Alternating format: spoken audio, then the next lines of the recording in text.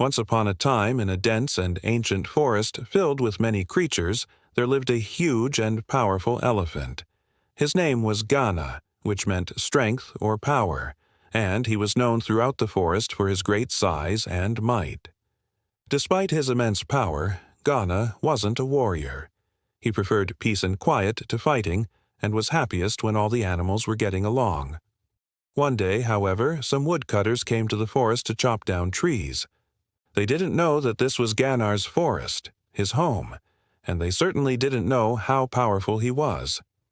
As they chopped down trees, the birds flew away and the animals hid in their burrows, none daring to speak up against the men. But then Ganar stepped forward. His loud trumpeting echoed through the forest and shook the ground. The woodcutters fell to their knees and begged for mercy. Ganar could have easily crushed them, but instead he lifted them gently on his tusks and threw them far away from the forest. After the woodcutters left, all the animals came out of their hiding places and praised Ganar for his courage.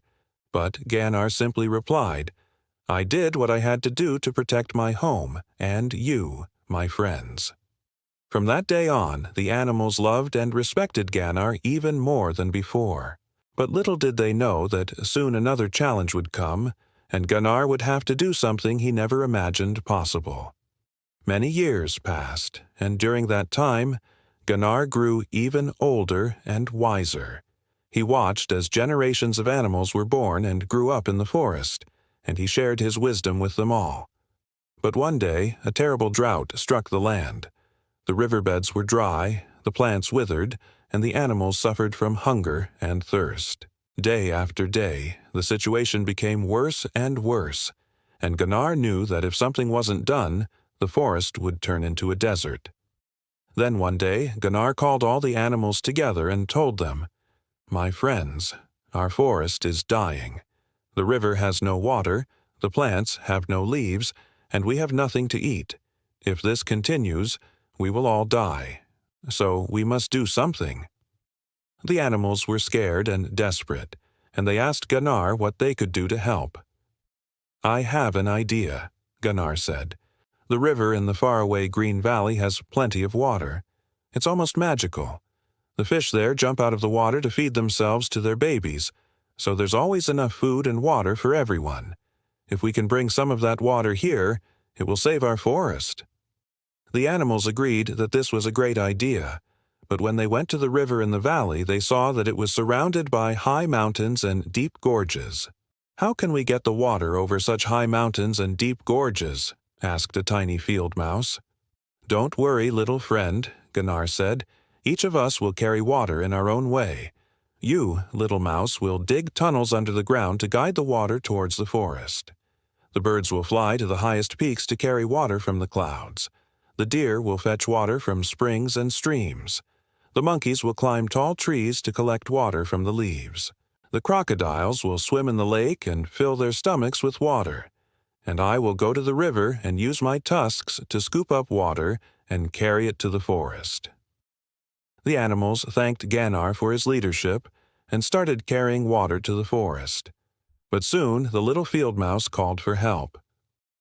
"Oh, please come quickly," he cried. "I dug a tunnel, but the water won't flow properly." Ganar rushed to the little mouse and saw that the tunnel had collapsed. "Don't worry, little friend. I'll fix it right away," he said. Ganar used his tusks and paws to dig a new tunnel for the water. But soon the birds returned from the clouds and told everyone that it was impossible to collect water from there because the clouds had vanished. A heavy fog had settled in the sky, and it would be difficult to get water from any source. Ghana thought hard about what to do next. He knew that without water, they would all die. Suddenly, he had an idea. He went back to the river and started scooping up water with his tusks. He walked slowly, carefully balancing the water on his tusks. Then he started to trumpet loudly. The sound of his trumpet was unlike anything the animals had ever heard. It was loud and strong, and it echoed through the valleys. Other elephants heard his call and came to see what was happening. Then Ganar told them, "My friends, our forests are dying of thirst. Please help me bring water from this river to our forest." The elephants agreed, and together they started walking towards Ganar's forest. As they walked, more and more elephants joined them until there was a whole herd of elephants carrying water from the river to the thirsty forest. But soon the elephants also started having problems. The road was long and tiring, and some elephants started to lose balance and spill their water. Others wanted to rest, and Ganar knew that if they didn't reach the forest soon, all the water would be wasted. Then Ganar had another idea. He went back to the river and scooped up as much water as he could, with his tusks. Then he raised his trunk and started squirting the water into the air. The other elephants did the same, and soon the riverbed was filled with water. Ganar then instructed the crocodiles to swim in the water and fill their stomachs. "Then you will take the water to our forest," he said.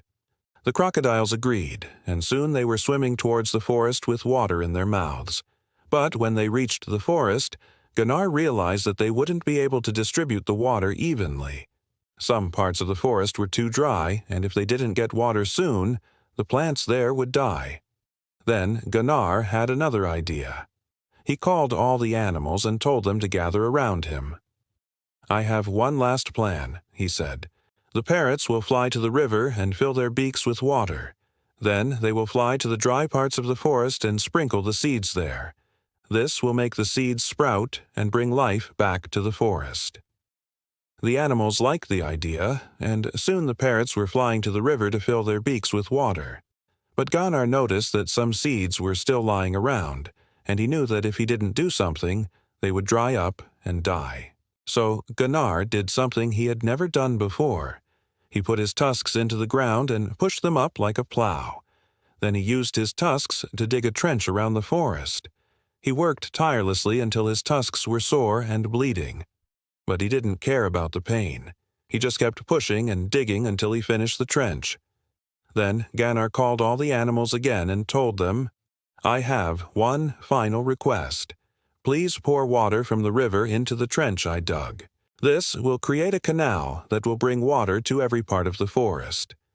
The animals agreed, and soon water was flowing through the canal, bringing life back to the forest.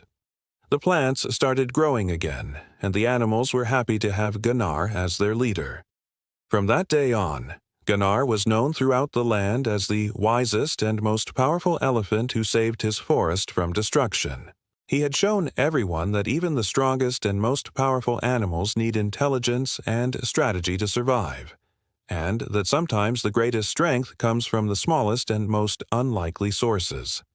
And so the legend of Ganar, the intelligent elephant, was passed down from generation to generation, inspiring all who heard it to be brave, wise, and compassionate.